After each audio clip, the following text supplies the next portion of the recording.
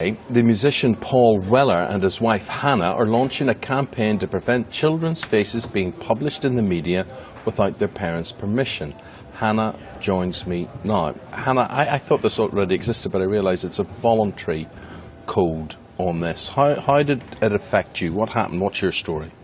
Well, it's interesting you say that you thought it already existed, actually, because that's something I'm getting back a lot from people, and it's something that I thought as well. When photographs of my children were published online, I believed already that this was not allowed, and I was shocked to learn that actually the decision about whether or not to publish photographs of children lies with the discretion of the editors, and they're obviously more interested in their own gains than the best interest of our children. So I thought it was, you know, I was really surprised. And when you say our children, you see, I think a lot of people are going to look at this and they're going to say, well, you know, they're hardly going to print pictures of my children, but they may print pictures of my children or your children or Sarah Jane if she had children, because we're all in the public eye.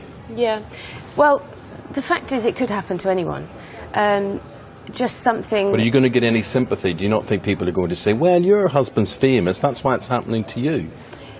But, yeah, maybe. I'm sure that will be a... But you're saying the potential, the possibility exists that it could happen to anyone. It could happen to anyone. And, you know, the fact remains that it's a really simple ask. I think that any parent who found themselves in a position where their child was being photographed by a man they didn't know without their consent, and those photographs ended up online, that they would feel uncomfortable about that. Yeah. You know, it's wrong. Yeah. What does it feel like? I mean, I think it's very interesting to get in. Were you aware you were being photographed at the time? I actually wasn't there that day. It was my husband and 3 of our children. They weren't aware at first, and when they became aware, my husband asked the photographer to stop taking photographs. And he was very aggressive, and he even threatened to fight Paul. And so we made it quite clear, they made it quite clear that they didn't want the photographs to be taken. And there was one shot even of my stepdaughter, who was 16 at the time, who was alone because Paul had gone into a cafe for a second, and she's sitting there holding the baby and looking into the camera like a stunned rabbit, you know. And but you see, that even suggests that, you know, the camera's there. I mean, our experience of this sort of thing is that people, they go around in white vans with blinds and things and, you know, peepholes on these. So you're looking at it, you don't know what you're looking at, you don't see them. They can be miles away and take pictures of them. And, you know, they did notice them at some point, but in that instance they even noticed them hiding in the bushes, which is such a cliche, but you know, he was actually hiding in the bushes and standing behind a lamppost and things like that. It's just, I don't know, it doesn't sit right. It doesn't sit right for any stranger to be able to follow your family around, take photographs and put them on the internet. And what gets me about this, of course, if you or I or any of us turned up at the school nativity play and pulled out a camera, we would be asked to put it away, that it couldn't happen. And yet here, you've got these complete strangers with the intention of publishing these pictures who seem to be getting away with it. Now, you're going to the Royal Courts of Justice today. We're going to talk about that, but this... I just want to know, a lot of people go, well, what's the harm? What's the harm of having photographs of your children out there in the public? I mean, why are you so upset about that?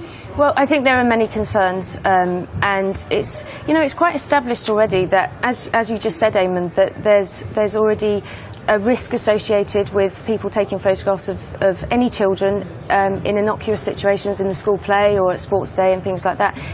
It's quite clear that there are risks involved. Even the NSPCC says that there are risks involved and that photographs can be doctored to portray child abuse images. But Hannah, the other argument that will be put to you is, and I don't know if you've done this, but if you have a Twitter account, or if Paul has a Twitter account, and you have pictures of the children there, they will say to you, or if you do any at-home magazine shoot or anything like that, they will say to you, but you have put them out there in the first place, therefore they're public property now. Yeah, but actually we don't, and as a family we choose to protect our children in that way.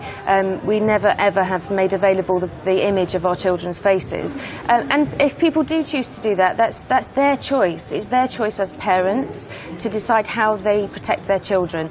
And the whole thing comes down to consent. It's the family's choice. It's not the choice of a newspaper editor. Well, so the Daily Mail online, they did this. You challenged it. You were awarded damages of £10,000. You had to do that. The children were to prove this point. You're launching this campaign for children's privacy today, and you're going to make a statement outside the Royal Courts of Justice at noon. Yes. Today. Hannah, it'll be interesting to see what reaction you get, what sympathy you get, and if you will actually be able to change something.